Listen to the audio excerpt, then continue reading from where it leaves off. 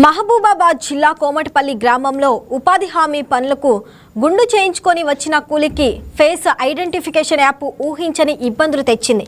గుండు కారణంగా యాప్ అతడిని గుర్తించకపోవడంతో కూలీలు తంటాలు పడ్డారు. చివరకు పక్కనే ఉన్న మహిళ జుట్టును విగ్గులా పెట్టుకొని ఫోటో తీసిన తర్వాత యాప్ అంగీకరించడం అక్కడున్న వారిని ఆశ్చర్యానికి గురిచేసింది. ఫేస్ రికగ్నిషన్ యాప్ వల్ల తరచూ సాంకేతిక సమస్యలు ఎదురవుతున్నాయని కూలీలు ఆవేదన వ్యక్తం చేస్తున్నారు. ఉపాధి హామీ పథకంలో కూలీల హాజరు నమోదు కొరకు కేంద్ర ప్రభుత్వం ప్రవేశపెట్టిన ఫేస్ ఐడెంటిఫికేషన్ యాప్ వలన కూలీలకు ఊహించని ఇబ్బందులు ఎదురవుతున్నాయి. గుండుతో ఉన్న కూలీని ఆ యాప్ యాక్సెప్ట్ చేయకపోవడంతో పడరాని పాట్లు పడుతున్నారు. పక్కనే ఉన్న మహిళ కూలీ జుట్టు తన నెత్తిన విగ్గులా అమర్చిన తర్వాత ఆ యాప్ యాక్సెప్ట్ చేయటం అందరినీ ఆశ్చర్యపరిచింది. ఈ వింత సంఘటన మహబూబాబాద్ జిల్లా ఇనుగుర్తి మండలం కోమటిపల్లి గ్రామంలో జరిగింది. శ్రీనివాస్ అనే కూలీ 2 రోజుల క్రితం కొండగట్టుకు వెళ్లి అంజనస్వామి సన్నిధిలో తలనీనాలు సమర్పించాడు.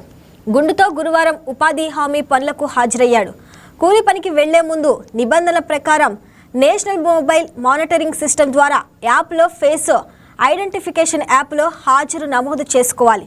గుండుతో కూలీ పనికి వచ్చిన శ్రీనివాస్కు ఊహించని సమస్య వచ్చింది. గుండు వల్ల యాప్ గుర్తించకపోవడంతో ఫేస్ ఐడెంటిఫికేషన్ కోసం పడరాని పాట్లు పడ్డారు.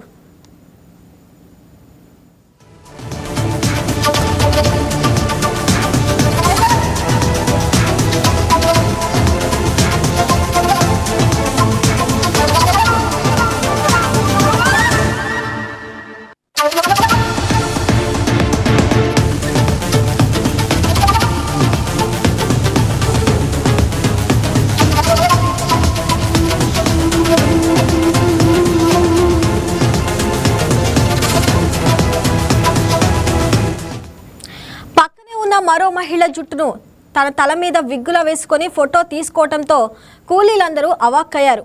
ఆ మహిళ తల వెంట్రుకలు నెత్తిన విగ్గులా పెట్టుకున్న తర్వాత ఫేస్ రికగ్నిషన్ యాప్లో యాక్సెప్ట్ అయ్యింది. ఈ విచిత్ర సంఘటన చూసి అక్కడున్న కూలీలంతా షాక్ అయ్యారు. గుండుతో వచ్చిన ఆ కూలీ ఐడియా అదుర్స్ అనిపించింది.